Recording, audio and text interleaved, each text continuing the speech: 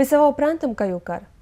Vision multi speciality hospital आनी Mulgaon friend circle sports and cultural क्लबान शेनवारा बोर्ड परीक्षेन बरे गुण घेतिल्ल्या विद्यार्थ्यांचो भोवमान केलो। ह्या वेळार थळावो आमदार राजेश पाटणेकार, IGP जसपाल सिंग आनी हेर मानेस्तां हजर आशिल्ले। आरडी स्कोआ खातीर मुळगांवच्यान चंदू मांद्रेकार। तुमकां यश मेळ्ळें, तुमी पास जाले, पण एक विचित्र की तुमच्या वांगडा थंय सामुग्री आसा ताका खंय तरी अपयश येयलें आसता, खंय तरी फेल जाले आसता।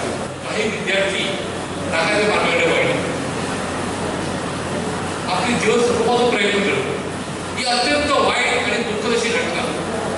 ज्या हेतून विद्यार्थ्यांवर अशें केलें ताका निकाल तर तेजे पालकवर्ग आसा पण पूर्ण कुटुंबीय उद्ध्वस्त आसा।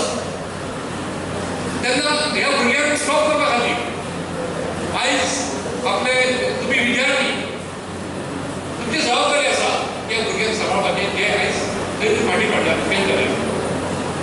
लाइफ में सिर्फ एक गोल रख लेते हैं।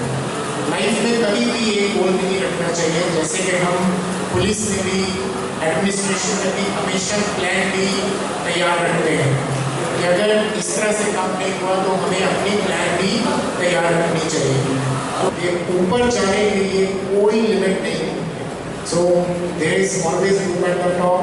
Try to aim to achieve your goals, to aim high and higher, so excel कर सकते हैं। दूसरा ये है कि तो मैं ये कहना चाहूँगा कि पुलिस आप सबकी दोस्त है, आपकी फ्रेंड है।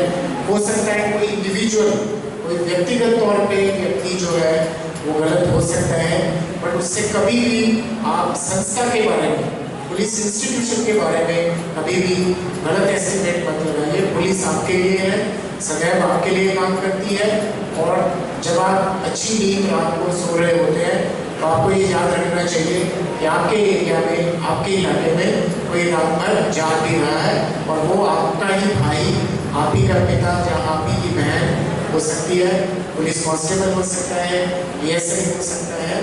तो आप पुलिस आपकी रिस्पेक्ट करती है और मैं चाहता हूँ कि आप भी इंटर्न पुलिस की रिस्पेक्ट करिए।